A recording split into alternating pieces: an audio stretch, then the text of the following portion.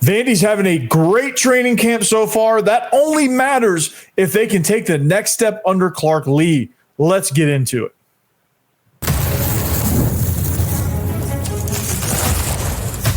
You are Locked On Vandy, your daily podcast on the Vanderbilt Commodores, part of the Locked On Podcast Network, your team every day. Hey, yo. Welcome into the Locked On Vandy podcast on the Locked On Podcast Network. I'm your host, Corey Burton. Thanks for making Locked On Vandy part of your day. Thanks for making us your first listen. Thanks for however you got here. And if you're a loyal everydayer, thank you. We're free and available wherever you get your podcast and on YouTube as a part of the Locked On Podcast Network. We've got an action-packed show, man. It's going to be great. And this action-packed show is actually brought to you by Monarch Money. That's right. This episode, like I said, is brought to you by Monarch Money. Take control of your finances with Monarch Money. Use code LOCKEDONCollege at monarchmoney.com for 50% off your first year. That's pretty amazing. So, Vandy is doing all the right things since 2 seasons ago. They come off an abysmal 2-10 season. They do all the right things in the offseason. They get all the right pieces on the staff, support staff, the roster, the strength and conditioning program, and just everywhere across the board. They have all the right moves. They get all the right pieces. They go 7-6. All right. They prove that they are good. They prove that a little bit of buy-in can work. Now, they have to capitalize on that, right? Because one good season is not enough. There's a lot of teams out there that said, hey, we were abysmal. We turned it around, went to a bowl game, and then we were right back to being abysmal.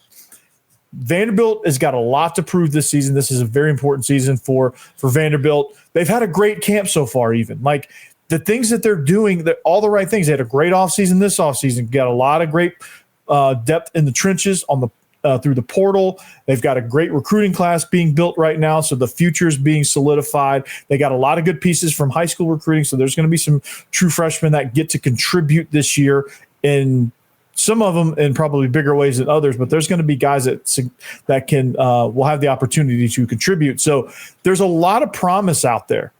Now, to make it all worth it, to make all this talk worth it, the Netflix special, Diego Pavia's media tour, Eli Stowers just keep racking up preseason accolades, all the guys that are on watch list, the coaching staff, the continuity, all the good stuff that's in place right now for Vanderbilt. All this positive momentum will only mean something if they can take the next step this year. And the next step is we're going to break down what that next step looks like. I've got a few notes jotted down. I will expand on that. So like I said, it's an action-packed show. There's a lot to unpack here, right? Because they have a lot to prove. And we could do I could do multiple episodes on this, but they have a lot to prove. I think they have a lot of things going on. I think they have a lot of guys that are performing. The development is great. The coaching staff, everyone coming back from the coaching staff from a year ago is a really good move. They added another offensive line coach. You can only get better with that. They've built in all the right ways. So how can they prove it? That's the guiding question of today's episode. How can they prove it, right? How can they prove it? And this is the first thing, okay? Your fearless leader. Number 2, Diego Pavia. He has to prove that he is advanced as a passer and as a quarterback. And I put quarterback in quotes because there's a lot more to quarterbacking than just running the offense, throwing, and whatever, right? He's got to show that he is improved as a quarterback. Okay, he's got to prove that he's taking that next step. What does that look like? Okay, what that looks like is this. The biggest argument against Diego Pavia right now is that teams have figured him out. He's not. The argument against him is his skill level is very limited.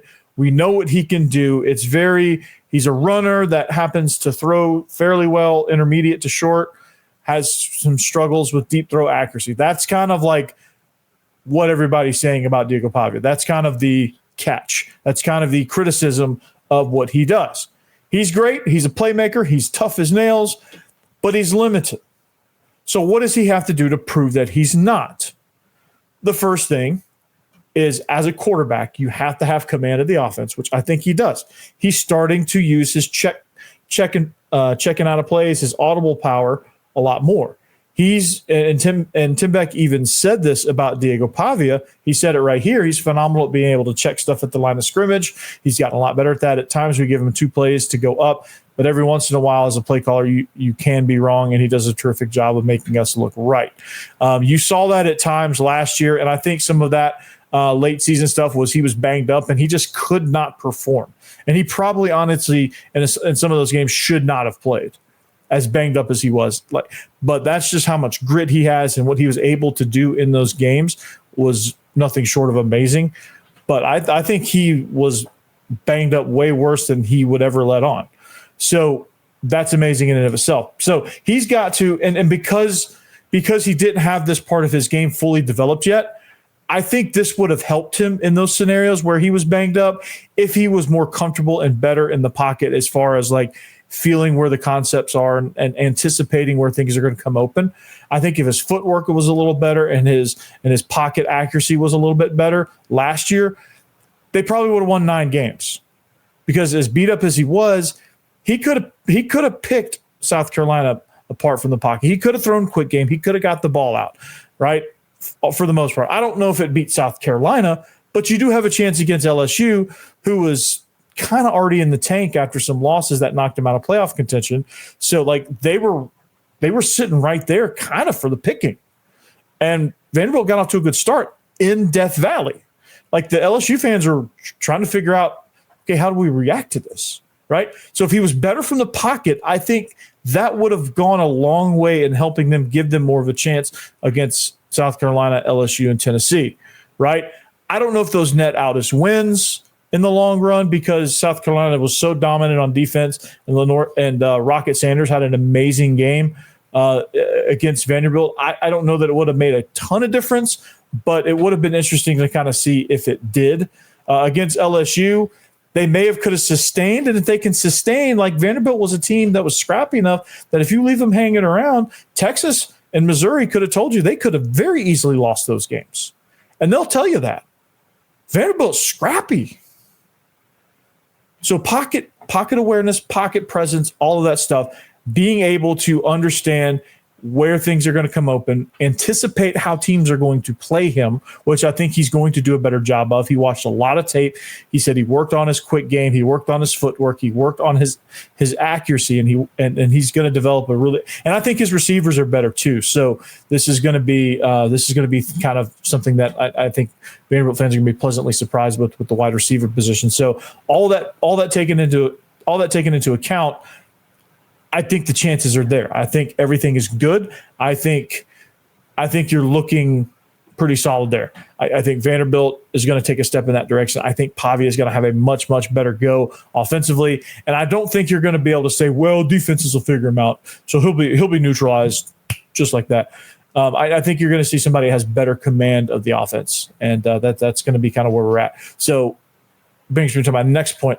Offensively, like the rest of the offense, right? Like the weapons on the offense, like it can't just be Eli Stowers, because Eli Stowers is an All-American. He's on the Bolitnikoff list. He's on the John Mackey list. He's on the Walker Camp list. He's probably on the Remington list. He's probably on the Bednarik list. He's probably on the Lou Groza list. I'm being a little tongue in cheek here, but he is there, and he's got a quarterback that is taking all the attention off of him and taking a lot of the pressure off of him by being that guy who's going to cut the promo. That's going to be the guy that's out front saying Vanderbilt's going to go 12-0 and win a national championship. We're looking forward to this game. We're looking forward to that game. We can beat Tennessee. We can do this. We can do that. You have a quarterback that's saying all that. Eli Stowers is quietly the most talented dude on the roster. He's the best player on this roster. And I say quietly because he doesn't say much. He's very strong in his faith. He's very talented. He's going to be a weapon.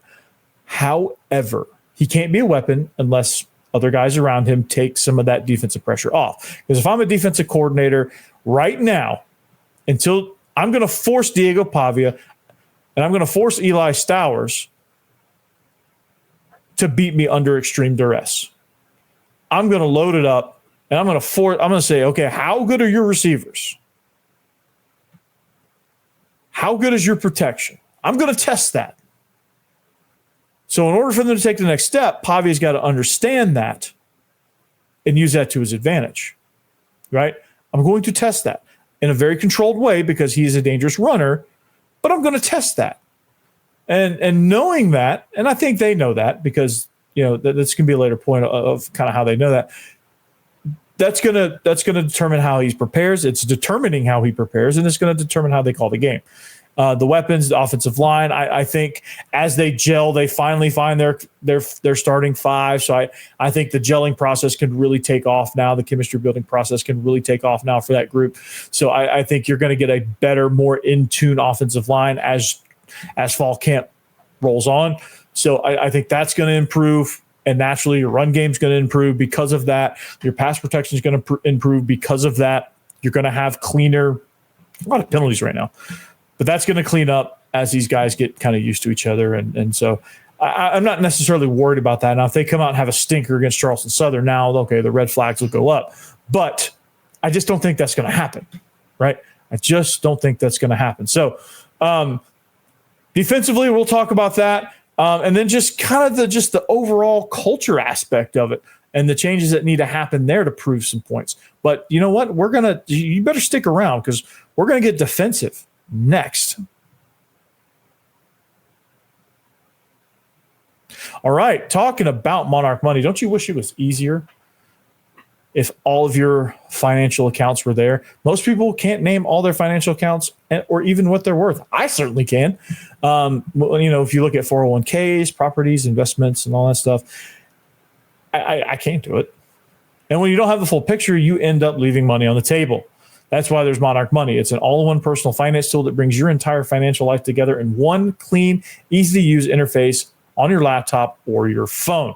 Monarch does the heavy lifting for you. It's so good. You can link all your accounts in minutes, see clear data visuals, and get smart categorization of your spending, and finally feel you're in control of your money without ever touching a single spreadsheet. So for those of you who aren't good at Excel, breathe a sigh of relief, right? So there's always that stuff that you're paying for that, I didn't know I was still paying for SiriusXM. I haven't listened to SiriusXM in 2 years, but I'm still paying for it. I didn't realize I was going out to eat that much. I didn't realize all those gas station trips for a Gatorade and a bag of chips were costing me this much.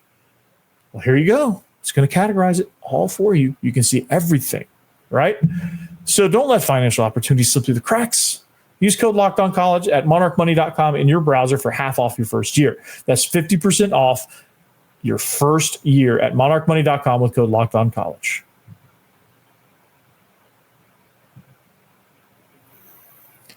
Thanks for making Locked On Vandy your first listen each and every day. If you need a second listen, boy, do I got some recommendations for you.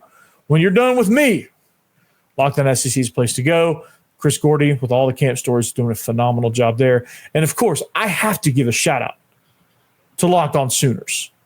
And you're probably thinking, why?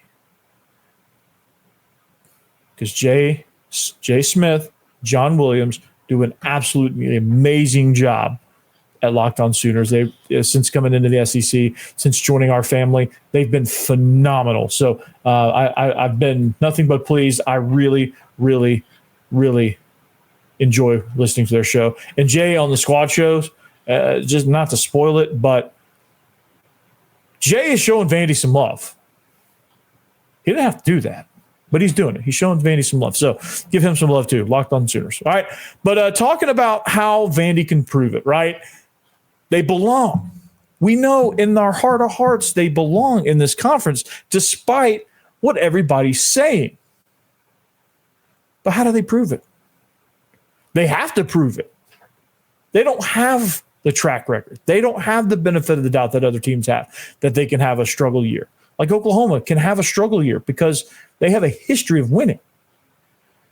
Other teams can have struggle years because they have a history of winning, even a recent history of winning. Vanderbilt does not have that luxury. It's back to the cellar if you don't perform this year, right? Conventional wisdom says yes, but I'm in the camp, and this could be a hot take. I won't err on the bold side. This is kind of a bold take because I think it is very much a realm of possibility, but they're just going to have to prove that they belong. And I think winning 6, 7, 8 games, somewhere in that ballpark, will prove it. 6 games will be like, okay, we barely believe you. 7 games will be like, okay. 8 plus, you'd be like, all right, Vanderbilt's for real, right? Vanderbilt's for real. So, and I think they can do that. I mean, you look at the schedule, you look at who they're playing, you look at the way the teams are constructed, like, I think there's a chance. And I'm not saying that Dumb and Dumber style where it's like all this 1 in a million talk, right? I think there's a legitimate chance.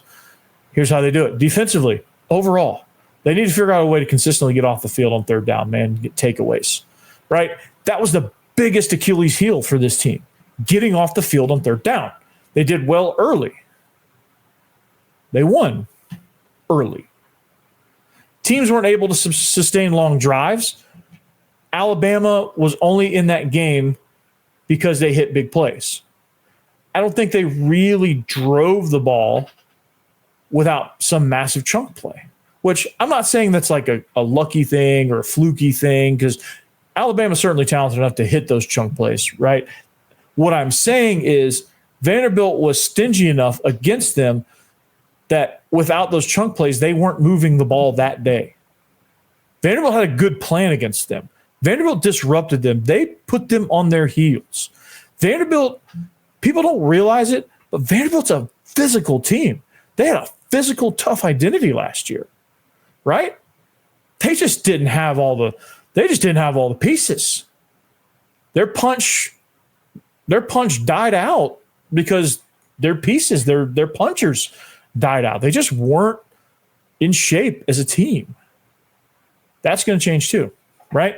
But find a way to get off the field on third down. I think Steve Gregory, that's his biggest challenge. I think he's got to find creative ways to put the right guys in the right places. I think mentally he's got to keep them on an even keel. A lot of like 15-yard unsportsmanlikes and things, stupid penalties that kept them on the field in certain situations, the miscommunications, all of that led to big touchdowns, things like that, just were backbreakers, just killers of the momentum of this defense.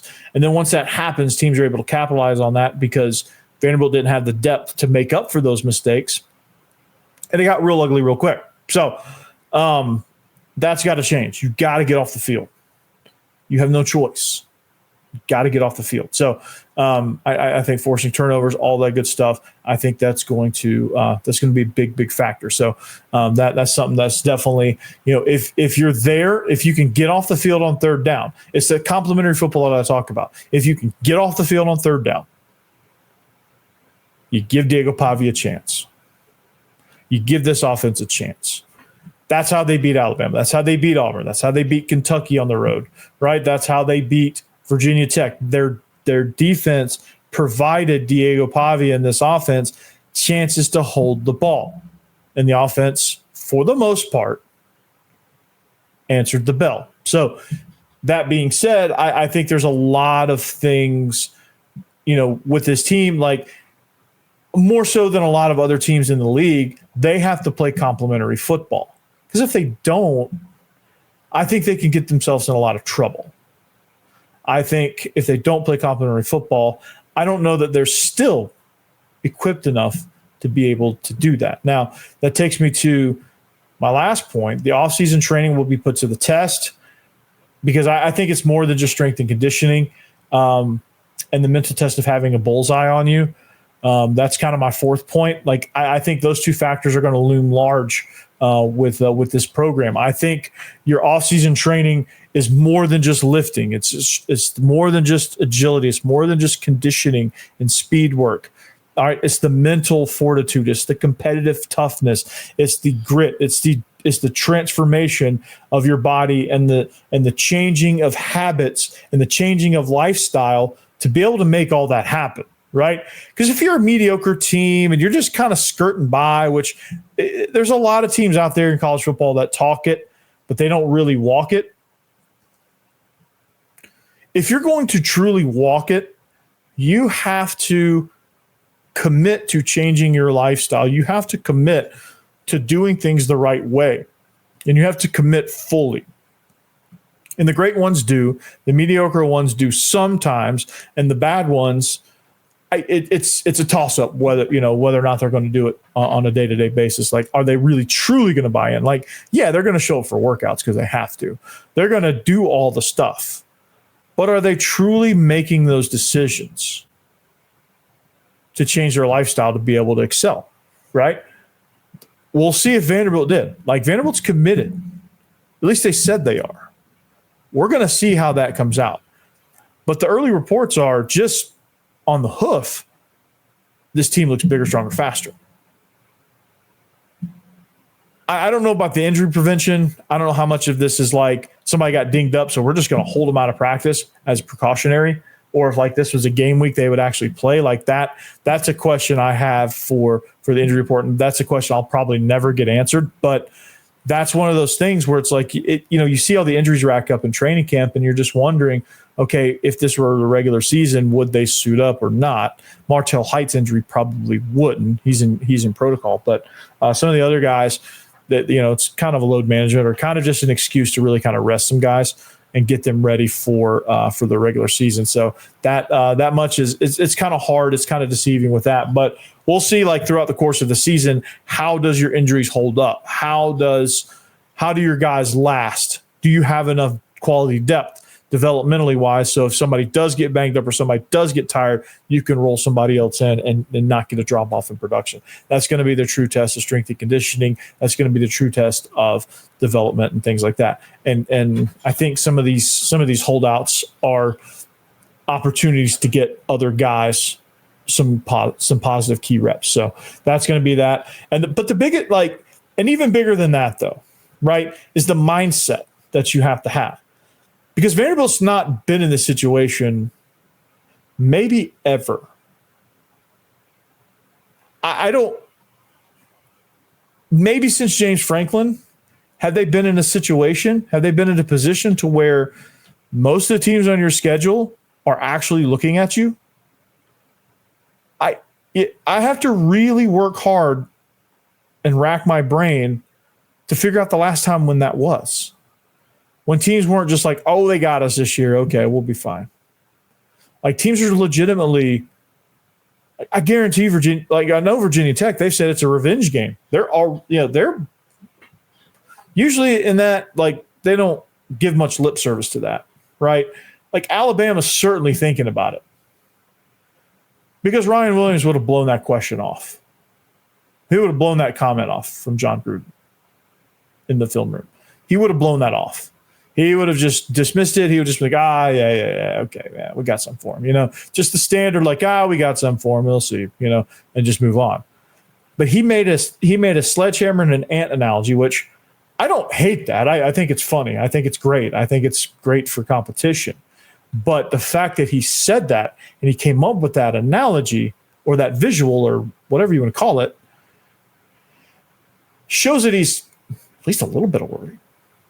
So how do they play with their bullseye? They have to be the aggressor. They have to be the attacker now. They have to come out swinging if they're going to prove that they belong. Because it ain't just little old Vanderbilt. They ain't going to sneak punch you. They ain't going to slip up on you. They ain't going to they're not going to sneak up. The opponent's squared up with you, and they're ready to land haymakers. You better be ready to eat those punches and throw it back. Land haymakers back. Knock them out. Put them on the canvas. You better be ready to do that. That's all I'm going to say. If they prove they can belong, punch with the best of them. That'll show me. And I think they can. I know they're capable of it. Now just go and do it. I know it's easier said than done, but just do it. Just do it. All right. What if something happens to Diego? Well, what does the future of the quarterback look like? We'll talk about it.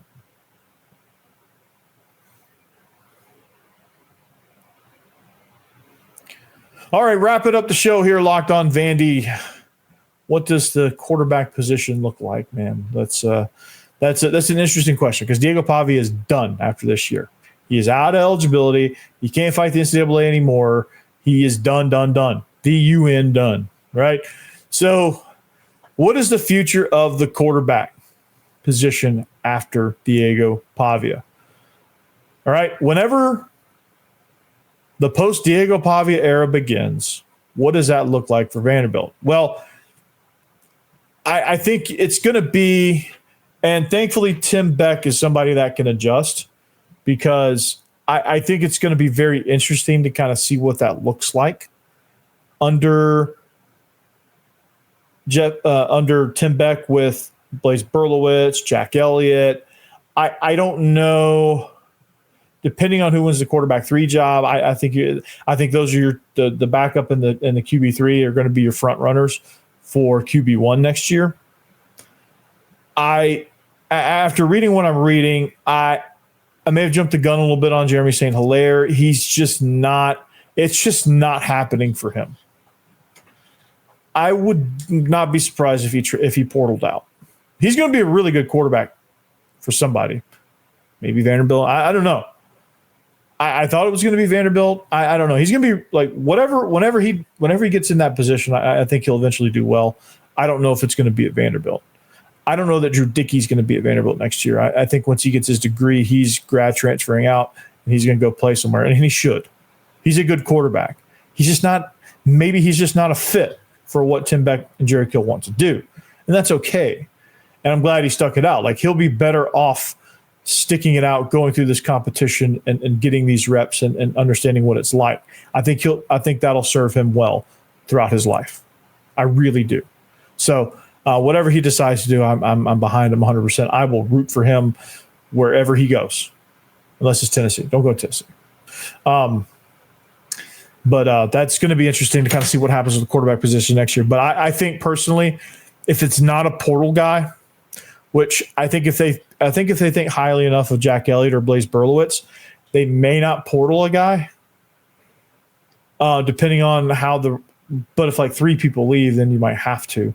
But I think Jack Elliott's somebody they really like. I think he's somebody that's emerging as somebody that could be a legitimate contender for this quarterback 1 job next year. Now, if I think Diego Pavia gets dinged up, Blaise Berlowitz comes in. But like, I think your offense has to shift a little bit, right?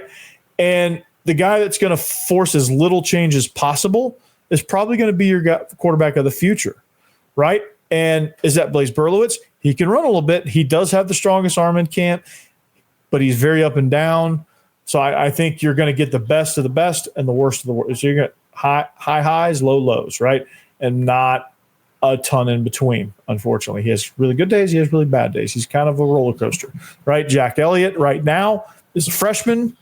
I say that, you're like, no kidding. He's a freshman. But when I say he's a freshman, like, I'm talking about like he plays like a freshman, right?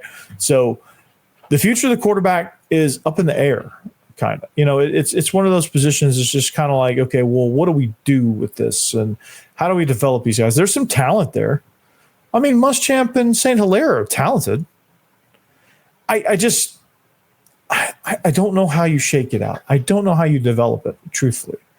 I don't know what you do with all of that, but it's neither here nor there. But it's going to be interesting nonetheless. I think Blaise Berlowitz is quarterback 2. I think he's probably right now the best on the roster, not named Diego Pavia.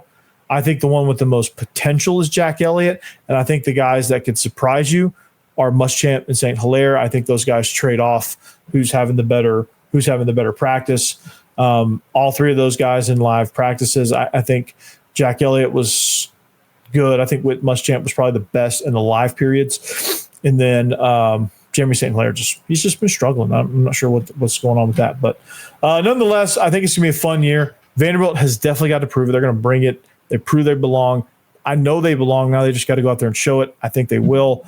And the squad show is going to be really interesting this week. So stay tuned for that too. But that's all I got on this one. Anchor down. Behave yourselves. Peace.